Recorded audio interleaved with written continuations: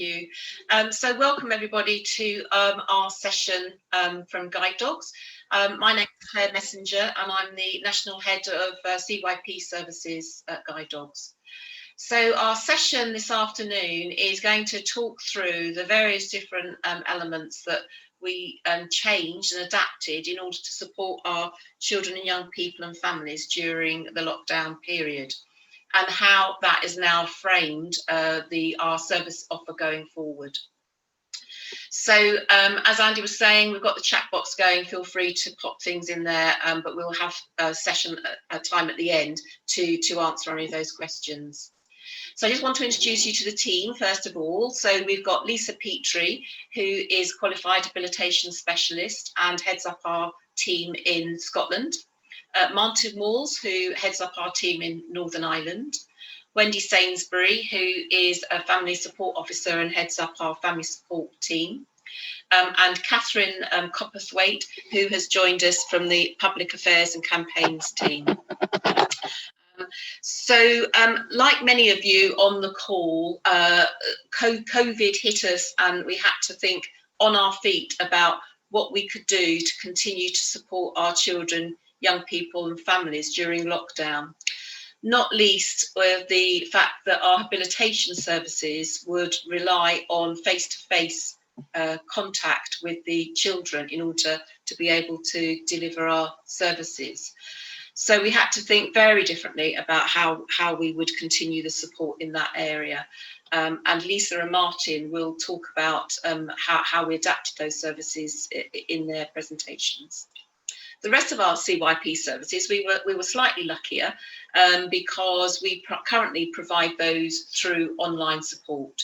So telephone individual support through our advice line, and therefore accessing our other services like family support, education support and our grants.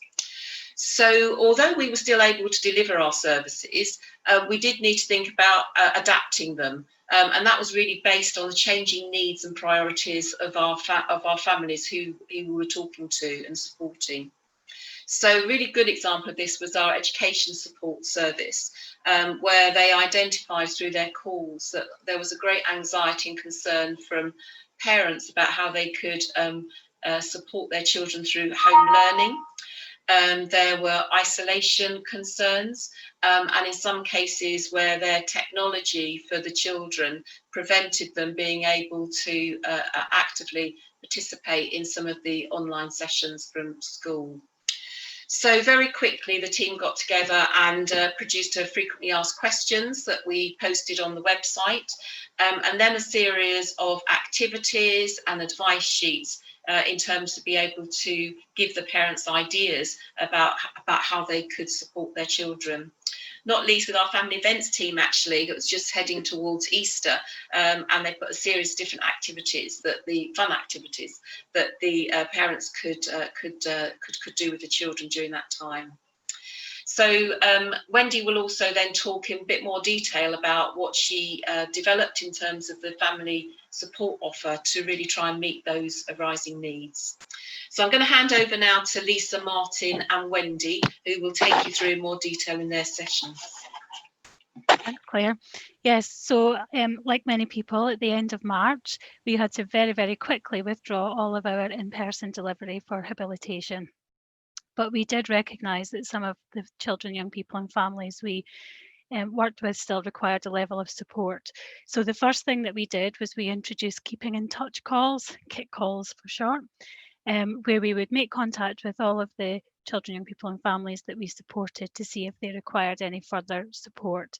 Some people and some families wanted that support on a regular basis, so that could be weekly, fortnightly, monthly. Some families felt that they had enough support with other service provisions or professionals such as teachers of the vision impaired. So it was a very person-centred approach, and we agreed to provide that contact by phone at that time, dependent on the needs of the family. Very quickly after we started doing our KIT calls, we managed to get a small working group of habilitation specialists together to consider how we could move our habilitation services forward, thinking of COVID and not knowing how long it was going to last. I don't think any of us thought it would still be here lasting this long. So we recognised that there were a number of resources that the teams already had, usually locally on their own shared drives and things, but they were there to share with families. So very quickly, we developed the idea of Hab at Home. So the Hab at Home approach was basing any support that we could provide on being within the home or within the garden, because we were in lockdown. So we were working within that remit. So we started off with an area with Hab at Home and Hab Active, two areas. So it's where we were working with children and young people that we previously worked with, and we could set some medium-term goals and follow up by some video calls or phone call support and information sheets. And then we would have a focus on the active side in terms of movement and sensory development as well. So a lot of these programs focused on a skill of the week type activity that could go out to a number of families, and then the habilitation specialists could work with the families and provide support to help consolidate some of those skills. Some of the other areas of Hab at Home that we developed were around Hab resources and Hab professionals and partners. So it was looking at our in-house online resources and looking at what we could share with families and making sure that they were held centrally, so that everyone, all Hab specialists that were working across the UK and guide dogs, had access to the same resources. We also wanted to keep going at developing resources such as habilitation passports and staff training, because once we started to head towards May time, we were starting to head towards schools finishing for summer and thinking about transition work, and we still had elements of work for children that were known to us that we were able to do, such as that. And we also ensured that we worked in collaboration still with other professionals and signposted to other organisations as appropriate. So through doing some of the Hab at Home work, we realised that this was a really good opportunity to further look at the resources that we had and to look at the training programmes that we delivered. So we took forward a sort of review of all of the training programmes that we delivered in habilitation pre-COVID to all of the families and children that we worked with. So that's the age range 0 to 25 and includes children with additional complex and profound needs as well. And through doing this, we were able to identify 43 different training programmes that were used consistently. Now, we're aware that there will be other ad hoc training programmes, and that's fine, but there was 43 standard sort of framework of training programmes identified. We were able to put this into a framework under the headings of independent living skills, orientation and mobility, communication, sensory, self-help and social skills. And within that, we wrote a baseline training programme for each of those areas, which had some key long and short-term objectives. We used those key long and short-term objectives, of which there were 278, and reviewed each of the objectives. When we reviewed each individual objective, we reviewed as to whether we felt that the objective or the lesson could be taught in person or if it could be taught remotely in a blended approach. We had to think about the habilitation standards. We had to think about the risks. So we did identify a number of programmes that we said actually they actually need to be delivered in person. And perhaps consolidation could be done remotely, but those foundation skills need to be taught in person. However, we also did identify quite a number of programmes that could be delivered in a different way, so remotely, through information sheets, through video calls. So once we've had this format, we pulled it all together, we risk assessed each of the areas, and we decided how best to deliver it. We had a real opportunity to offer a blended approach to delivery, which we can take forward as our standard working practices in the future. But along with that, if we could do it remotely, we knew we needed to develop some more resources.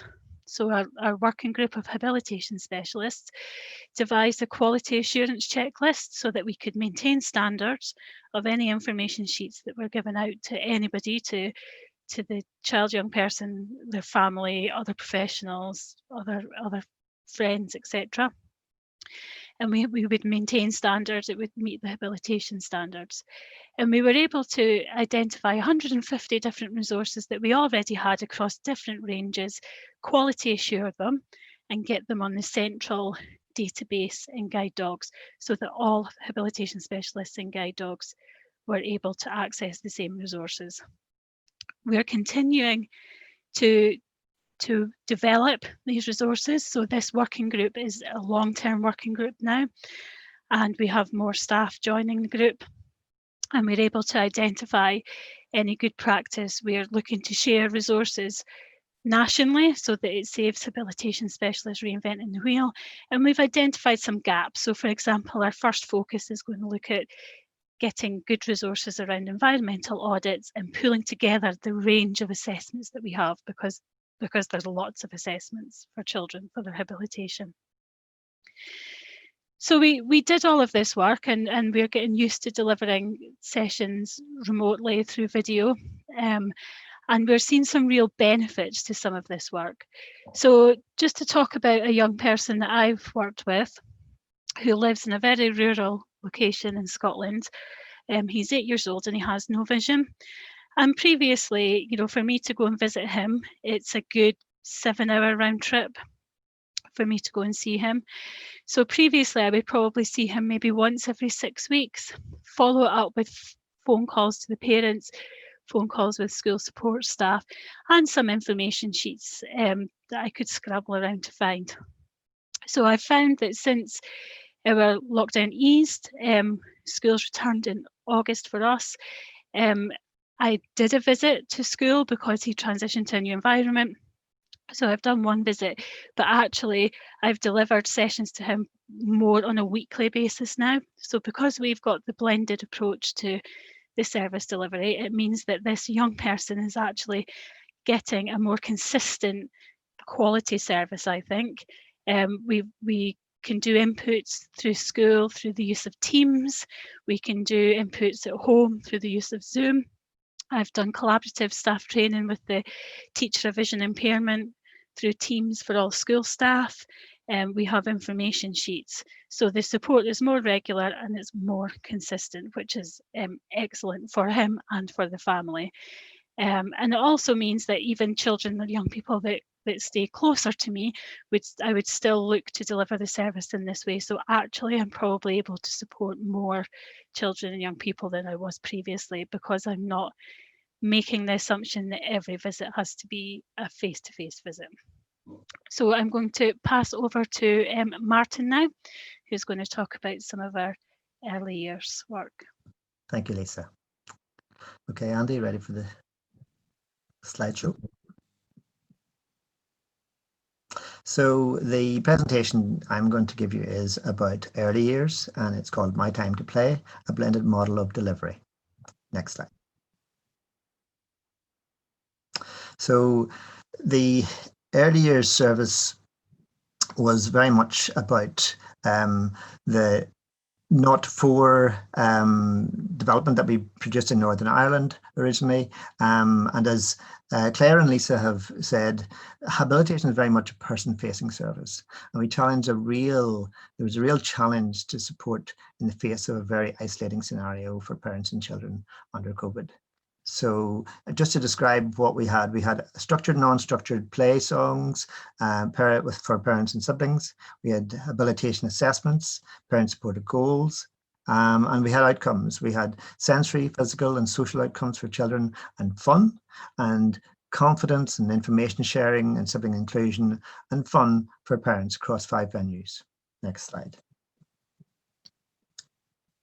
So essentially what I've done on this slide is I've tried to extract the features of before Zoom and after. And so before Zoom we had 5 groups, families travelled, the project team brought equipment and food and refreshments, the parents chatted and they had tea, they were able to watch their children play, interact. There was stack time was a crucial part of it, and they sang along with the children. Parents picked up information and insights from other professionals and other parents, and progress was tracked for both the parents and the children, with external providers adding enrichment such as yoga for 2.5 hours every month for groups of up to 5. However, after Zoom, parents meet from any part of Northern Ireland, and families taking part stay in their own home. Parents can chat to each other and professionals, so we've added a session to accommodate that. Song sessions and story sessions are the bulk of the content, and that can run for about 45 minutes to an hour, with up to about 4 to 5 families per session. Interaction is limited. Next slide. So this is a picture of a parent session, and the parents are chatting with other parents, and essentially they're getting a chance to exchange and share and ask questions of the professionals, ask questions about child development, family support issues, events information, and share their anxieties and ideas. Next slide. So this is a picture of the Zoom slides of the 0 to 4 section for the parents and the children. And as you can see, we have to make it as interactive as possible, as engaging. So it's about being bright, being funny, being big, and just trying to stress as much interactivity through the songs and the sensory sessions as we can with the child. Okay, next slide. As I mentioned earlier, yoga was one of the parts of the enrichment for the actual sessions. So we have developed virtual content, and this picture shows a trained yoga teacher trained in baby massage and childhood yoga, and the picture has a model of a baby on the mat. And essentially, this brings us, we have 13 videos produced via YouTube that we release, and we provide the links through our e-zine. The enrichment aspect of this is much less than we would have liked in terms of what we had previous, but it is important that we keep building this. Okay, next slide. And one of the features of building on the digital content is the song bag session. So the hubs have been picking up new skills, and let you just listen to this session. So why do we use action songs? We find that action songs are a fun and interactive way of working on a child's development. It can help with body awareness and understanding of physical movements when completing the actions. It can help with social interaction skills such as turn taking when the activity is done with other people. It can help with language and communication development, as well as give them a further understanding of the world around them. Maybe a spider for Incy Wincy Spider, a boat for row, row, row your boat, a star for twinkle, twinkle, little star. You can maybe get creative. And that was Emma from our team, habilitation specialist, building up a new skill set. Because this obviously is the first time we've ever done anything, so it is new to us. So the next slide shows a magazine insert. So this is our e-zine, and it goes out to about 60 parents. And on it, you have on the left column information about habilitation, hints and tips. We have a second column for parent support. And then we have additional material there for craft ideas, as well as links to other organizations for resources. Okay, next slide. So trying to reflect on what we have in total as a whole package, we're creating digital content. We have our Zoom live song and parent sessions. We have Zoom supported assessment, and Lisa referred to the blended approach, which really we are trying to develop within the 0 to 4 as well. We have resources and links, and one of those is to the customized storybook, and also the newsletter, the e-newsletter. Next slide. So taking feedback, we're always trying to learn from the parents what works, what time of day, how long should the session be, what type of ideas could we bring to the sessions. And this is a little bit of the feedback from one parent. They love the stories and sourcing of our equipment and props the day before. It is very exciting for our child. Thought it was just the right length to keep the children's attention. So you can see that it's not just about appearing on the session, it's about the lead up and preparing parents for the next session. We can use the e-zine for that. We can use text just to remind the parents when the session is on and that some of these resources will be useful. Okay, next session. Next. Okay, so in terms of continuous development, we're sharing our approach with all the habilitation teams in the UK. We keep asking questions of the parents. How can we improve? How can we improve the benefits in the time of day? How about technology issues? Not all parents are technologically, whether they have the access to technology or confidence around technology. Blended assessment, we're using Zoom and other means to reduce face-to-face where possible. And as we can see, COVID is continuing and we will have to maintain some way of reducing risk. We maintain the Zoom long-term as a means for any family in the UK to access support. And as Lisa said, some families actually already before COVID there were real issues around geography and access and transport. So there are some advantages to the Zoom approach. Give time over to parents to chat, which was a development. At the beginning, we were just doing the children's session, but we realized we needed to have that time to share with parents. We view this as an addition rather than replacing service. Quality assurance and oversight regarding consents and digital and information security are of the highest priority. We maintain control over the Zoom and we make sure that whoever gets into that session is the only person allowed into that session. We have updated our consents in terms of the digital approach.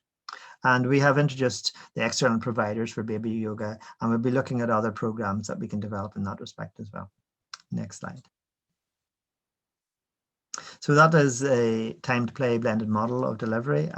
Thank you for listening. And I'll hand you over to Wendy Sainsbury.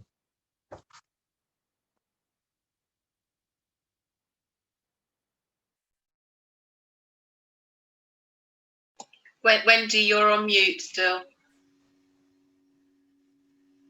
Yes. Hi, I'm going to be talking today about the formation of online parent support groups in response to COVID-19. The pathways for parents of newly diagnosed children in England have always been confusing and often leaving parents who are experiencing a host of different emotions having to navigate systems completely on their own.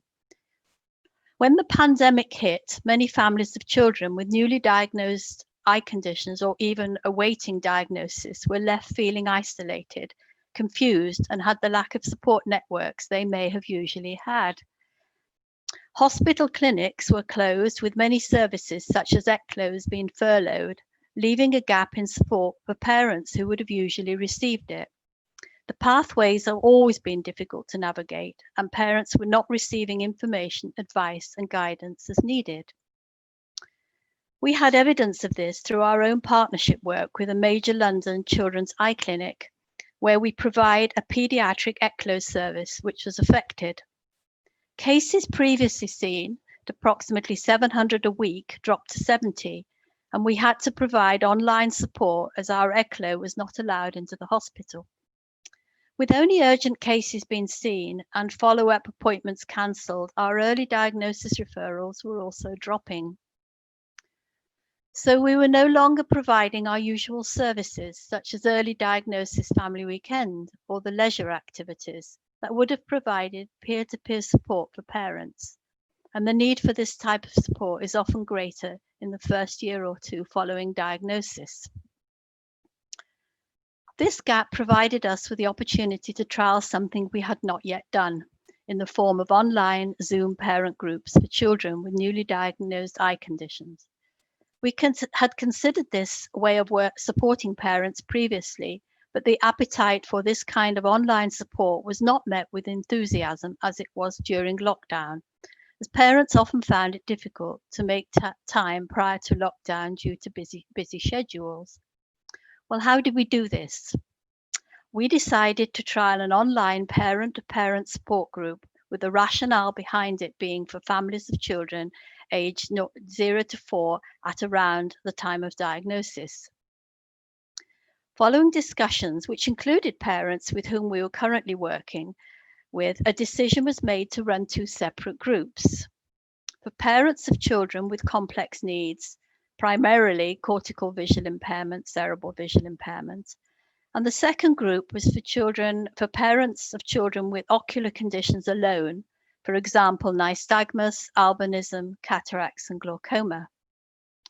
The parents of children with the single conditions felt they wanted to be with other parents whose children did not have other additional complex needs at this time, due to still coming to terms with the recent diagnosis of their child's vision impairment.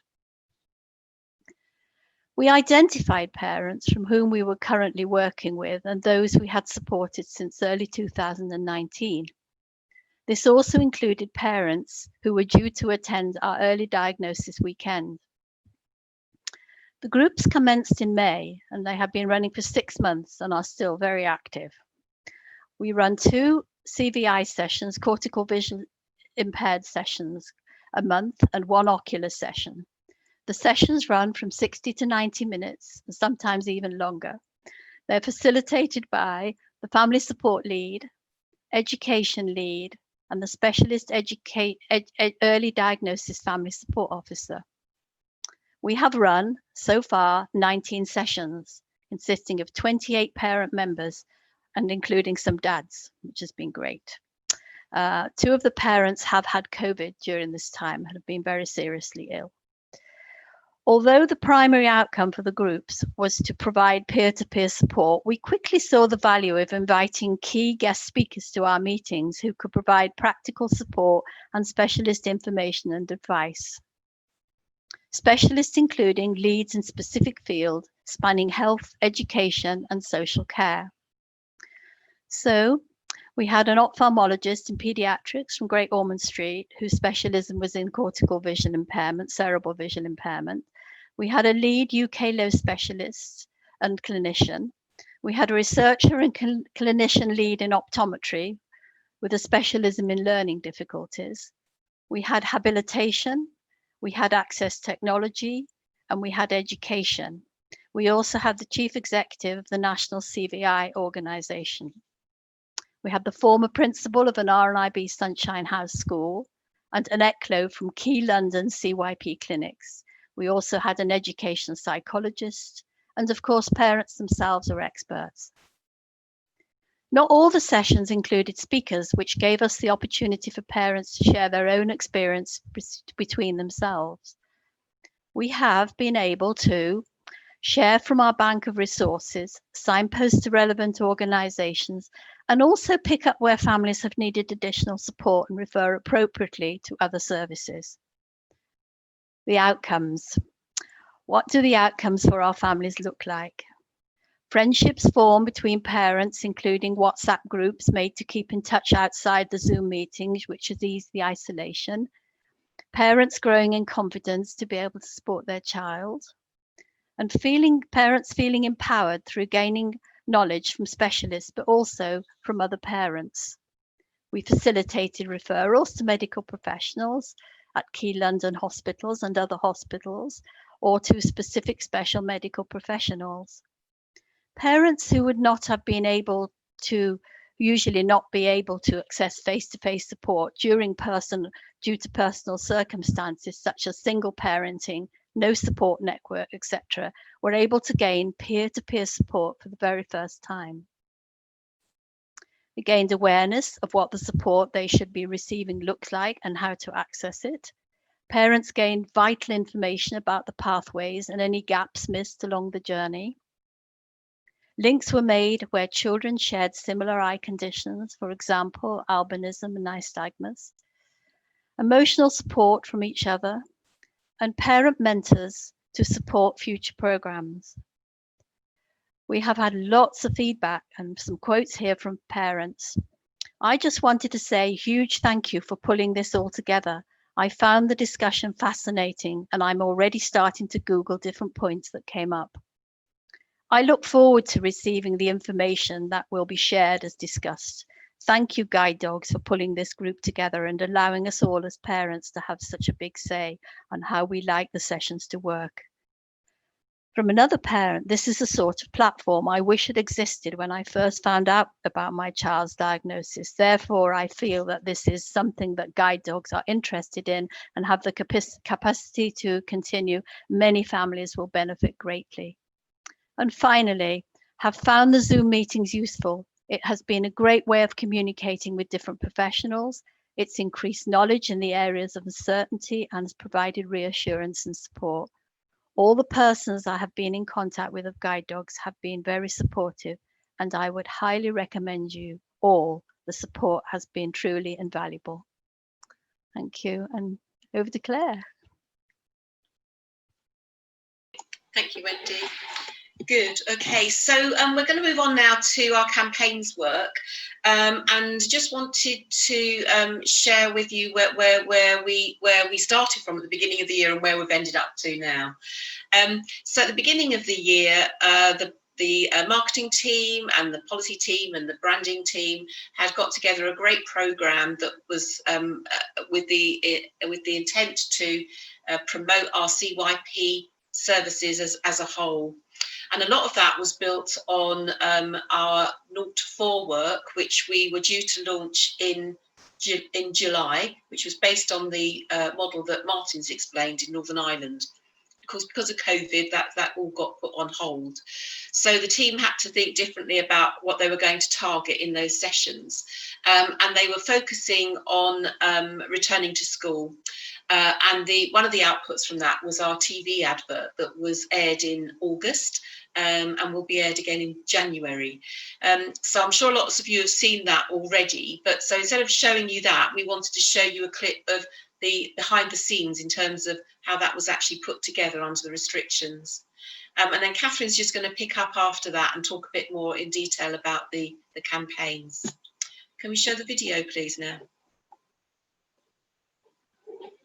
Caption: Guide Dogs, filming a TV advert during the COVID-19 pandemic. The film crew work in a large truck setting up equipment. Sam George, head of production at another film company, discusses the logistics of filming during the pandemic. So shoots now are completely different. Before, we could get a location like this and all just turn up in the morning and get on with our jobs, and there wouldn't be a second thought to it. A member of the film crew disinfects surfaces around the location. Now it's a lot different. We have to do a COVID-19 specific risk assessment. We did it a month before. We came through with a health and safety officer, walked around the whole location, walked through every shot in the storyboard, make sure that we could carry them out kind of safely with the crew and the plan that we wanted to do. Signs around the school location remind children and adults to follow strict safety guidelines. We have a COVID supervisor who will oversee the whole shoot. They will make sure that people sign in. They have to sign in health declarations to make sure they're healthy and well and haven't been isolated in any way. Everybody's wearing masks. I'm not because I'm outside at the moment by myself, but everyone inside the location. A crew member uses an automatic disinfectant machine to clean their hands. We have hand cleaning stations everywhere. Food can't be shared, so everyone's food comes along in individual packet. There's no shared cutlery. Seats in the dining area of the school location are clearly marked with the signage that reads, "Do not sit here." Everyone brings their own equipment and takes it away. There's nothing shared. Each department only touches their own equipment too. Individual members of the film crew work with equipment whilst wearing face coverings. Obviously, social distancing rules apply, so you will see that everyone keeps 2 meters apart at all times. There's a one-way system around the location. In the school corridor, a one-way system has been marked with coloured tape and arrows. So anything that could deem a risk, we have to take that out so people can get on with their jobs. And at the end of the day, I think what we've seen here today is that people can still do their jobs as long as we keep COVID-19 at the forefront. A member of the film crew stands behind the camera team before calling action. Actors dressed in school uniform populate the corridor whilst the camera team watch and film them. Guide Dogs. So hopefully you will have had the chance of seeing that advert on TV, and if not, hopefully you'll get to see it in January when it runs again. You'll also have heard there right at the end our Sonic identity. So that's the little jingle that you heard at the end. We're the first charity in the UK to have got our own Sonic identity, and we're really sort of hoping that going forward that will really help us in terms of accessibility and having a very strong brand identity.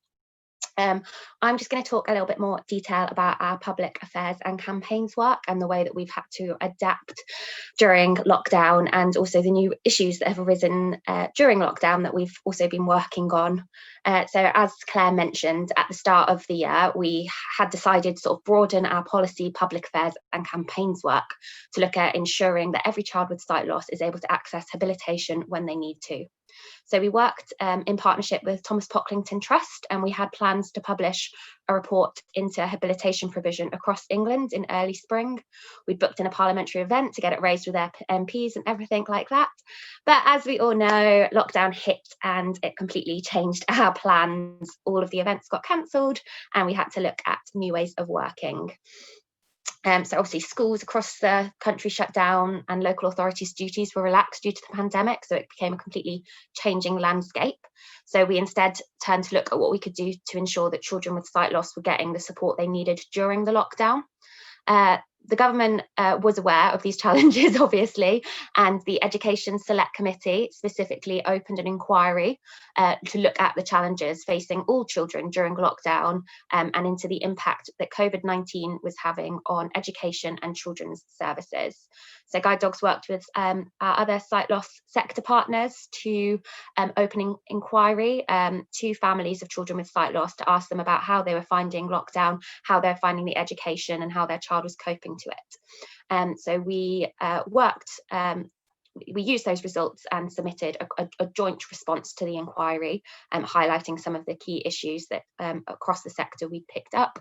And then we also, as Wendy touched upon earlier on, talking about sort of our telephone support service and everything, we had evidence from there, which we fed into as a separate inquiry, just to really make sure that people are considering the needs of children with sight loss and the unique challenges that lockdown poses for that group of children. A key concern that emerged, and which I'm sure you're all familiar with, was about the return to school and how children could be supported. Obviously, school layouts had changed, as you just saw in that video, in terms of one-way systems being put in place, and there was sort of a real concerns about children and young people needing the specialist support so that they could learn any new routes, as well as techniques to be able to safely socially distance. So we launched an action to ask our supporters to sign a back to school petition, and this petition called on the Department for Education to ensure that specialist support was in place to ensure that all children with sight loss can return to the classroom with confidence. We received nearly 7,000 signatures to this petition, which was a great response in a short space of time, and we handed it into the Children and Families Minister, Vicky Ford. This led to us being able to have a meeting with the Minister where we're able to highlight some of the key concerns, such as ensuring that remote learning is accessible, and also that external specialists are able to visit schools to be able to provide the support to children with SEN. So that was a really positive meeting, and the Minister committed to taking forward some actions, which is fantastic. We're continuing to work with MPs to get their concerns around children with sight loss during the pandemic raised, as well as looking back at sort of getting our original aims for 2020 raised. So we have a parliamentary event in 3 weeks' time with MPs to talk about more broadly support for children with sight loss so that they can access education and specialist support services. And we're doing other things to sort of really raise awareness of children with sight loss. So we're running a children's Christmas card competition at the moment, which we hope we've got the #1 illustrator in the UK, Tony Ross, judging that. So we've got lots of exciting things. So that's sort of everything from the policy and campaigns team point of view. And I think that's everyone's spoken now. So it'll be great to listen to any of your questions and hopefully you'll ask away. Yes, if you'd like, Sandy from Visionary here, if you'd like to ask the Guide Dogs team any questions at all, please feel free to unmute yourself and ask away. If there's over 50 odd people on the call on the session. If it gets a bit crazy, I'm just going to be teacher and organise a nice orderly queue. But otherwise, please do get involved and speak to the team.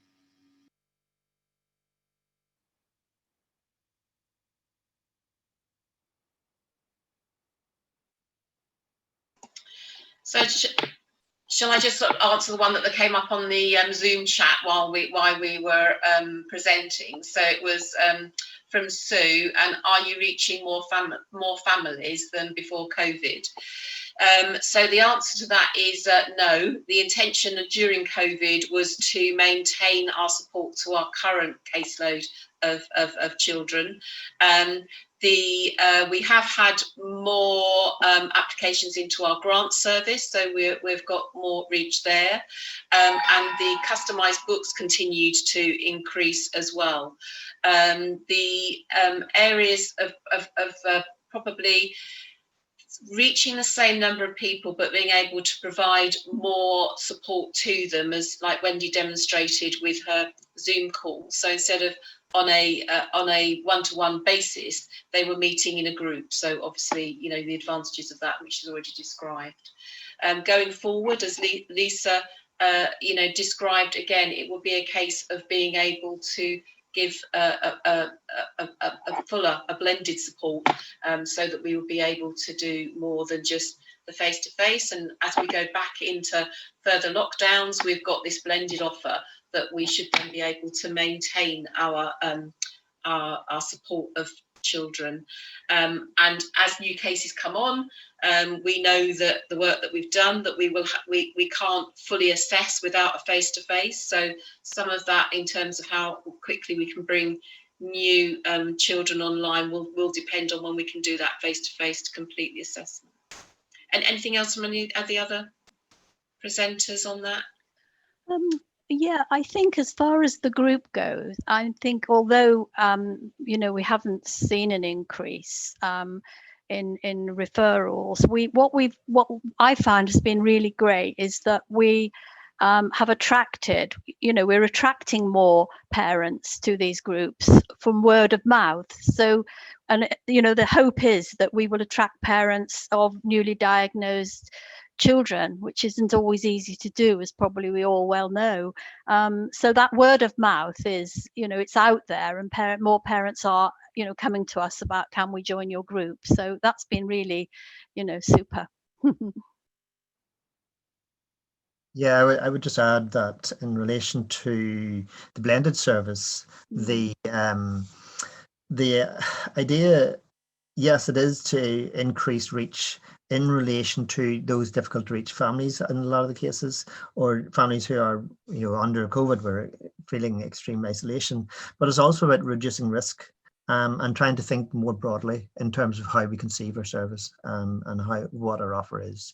So it's not just about the numbers, it's about breadth and depth of service as well.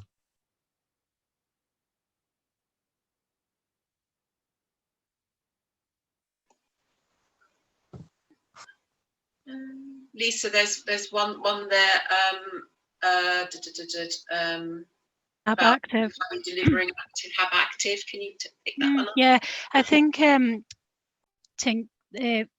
these were families that we probably were already engaged with prior to COVID, to be honest. Although we have had an increase in referrals in one local authority area in Scotland around particularly the early years, which has involved some of this, but that's because the paediatrician in that area has driven that sort of discussion. But I think for us, that we were already maybe doing some movement sessions and things as part of the habilitation programme for the families. So to move that onto a specific offer online was a natural transference. And I wouldn't say that we've got new families to deliver Hab Active to.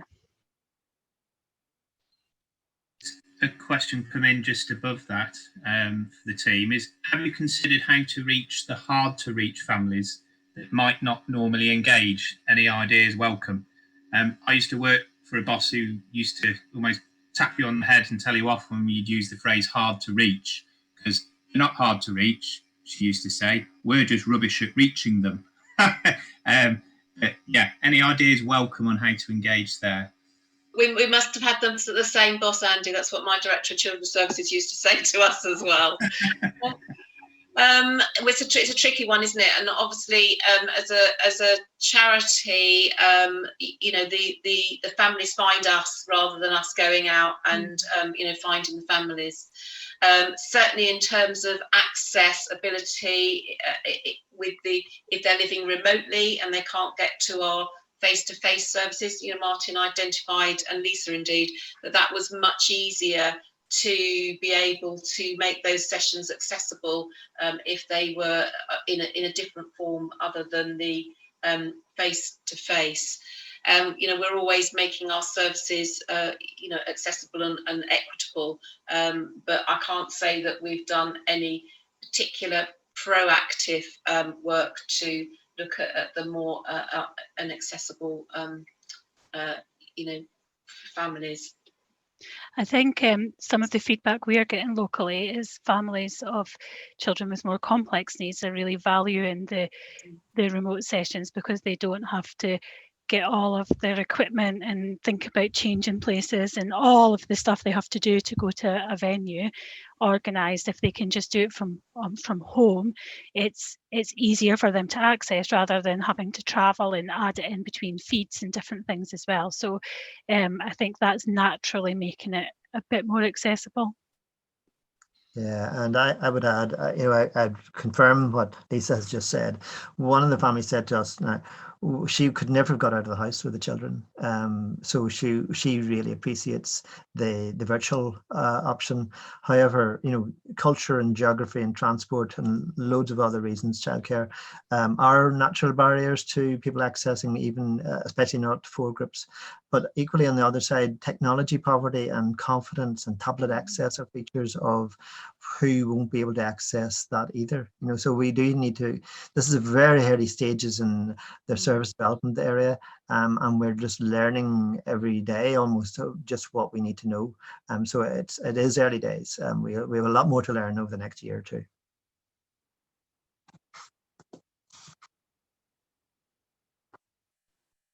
Do you want me to pick up the question about response from children using online? I've seen that they zoomed out. I don't think we've had that so much, but then we tend to do our sessions because it's habilitation probably within a school day quite a lot. So it was just part of that programme, and it was actually a change, especially during lockdown and homeschooling. It was a change from doing lessons. So I think people were quite excited. I think doing it after school we would probably get the feedback of they've just had enough of being sat in front of a laptop and being online, as we probably all have actually at the end of a working day as well. So yeah, I think that would be an issue if you aren't able to do it during the school day as well. Yeah, there's another question. Are you resource sharing with other organisations? Seems there's a whole library of online sessions produced by different organisations that could be centralised.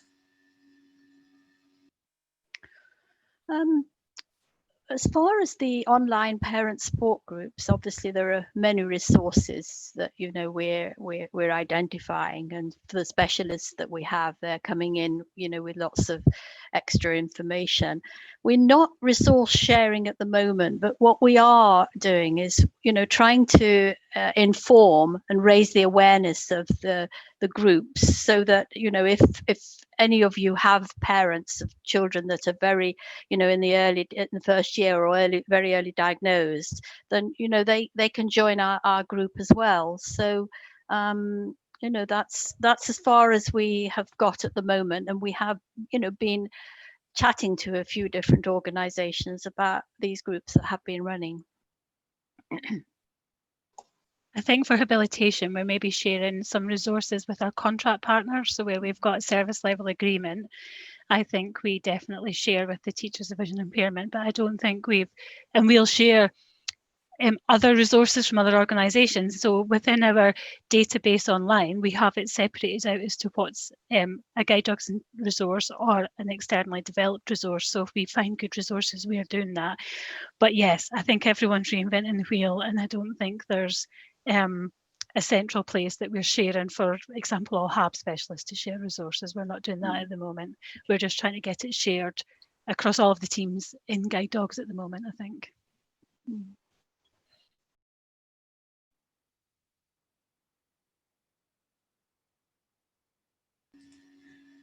We've got. Would it be possible to have an adapted Guide Dogs logo that reflects the excellent work you are doing with children, young people, and families to raise awareness of this work?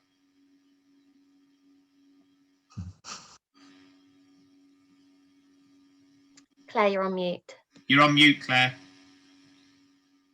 I thought I'd double done that. Catherine, just move to one side a little bit, so just see your logo behind your head. The other way. That's it. Good. Okay. So so there was quite a lot of research and into the logo that's there, and it's a combination of the family, the child, and the dog paw.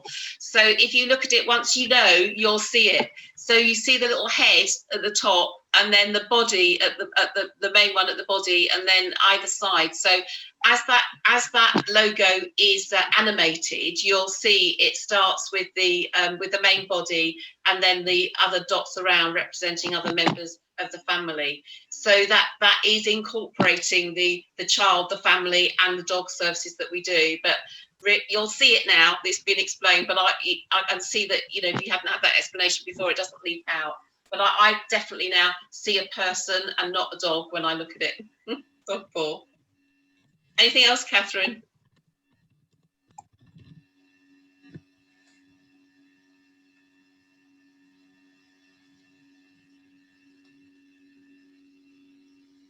Any other questions, Andy? I've lost track of them. I think there's another one there around sharing.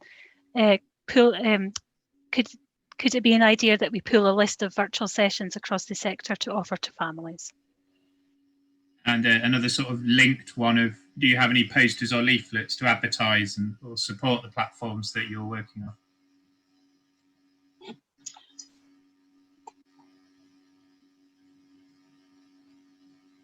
You're muted again, Claire. Sorry, I keep pushing the wrong button. I don't think we've got any new pamphlets as such, but we have got a big development on our website for all our services, and we're working through them. And as each service goes on, then they are able to identify the different types of service offer that they do. But we could very well, when we get, Wendy can pick this up in terms of the family support, but when we're looking at the new leaflets, which we update regularly, we'll be able to put the different ones on there. Wendy, do you want to pick that one up? Sorry, Claire, in relation to leaflets and what we're producing. Yeah, and the different, and to be able to include the different forums that we're doing, formats in terms of the Zoom and that sort of thing. Sorry, Claire. So the question is about leaflets, and are we going to promote it more? At the moment, we haven't obviously got any leaflets, because we've for our specific group, we've tried to keep it quite small and develop it as it goes along. And because with these very early diagnoses, that parents are still feeling quite raw, and I think hopefully we're going to develop a program that we are going to have more of these groups as the time goes on. And I think it's then that we're going to develop some leaflets for the groups, hopefully.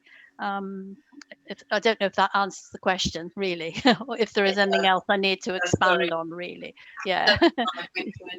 Yeah, it's just a bit of an open one, really. Yeah. I think there was a point there as well about pooling a list of the online sessions that are available. So obviously people could promote that out. I'm assuming there, and apologies to the person that asked this if I'm assuming incorrectly, obviously there's 104 visionary members across England and Scotland, in Wales. And again, I am sure those members would be very welcome to resources that are already being, if sessions are already being run, I'm sure there are members of Visionary who would simply like to make parents that they might be in touch with aware of the excellent Yeah. work when others are doing. So Yes. so if that's something that could be looked at, then I'm sure Visionary would and our members would be, very keen to hear about that. I think that'd be brilliant. Hi Andy, just so in, just wanted to say at Wales Council of the Blind coordinates some shared resources for members in Wales, and we're often updating all of our members of the works of guide dogs and all of our members. So and that goes out through Sulu, which is a weekly e-bulletin, which is about information. Thanks very much for that, Owen. And as I say, if people are developing anything, then please do email them to visionary@visionary.org.uk. We work really closely with Wales Council for the Blind. We'll ensure that information gets shared straight to them as well. And obviously can go out via our various comms routes too. We're almost at the hour now, coming towards the end of the session. I'm not trying to shut this down or clear anybody off. Saying we've got about another 5 minutes or so. If anybody's got any other questions they want to ask or comments people would like to make. Okay, we've had a little bit of silence there, so I will take that as assuming that everybody's okay and ready to move on. So really, just on behalf of Visionary, just wanted to say thank you very much. First of all, to the team from Guide Dogs for putting that presentation together. Thank you. And I know from doing some of the testing with it, there's been a lot of work and effort put into that. So thank you very much.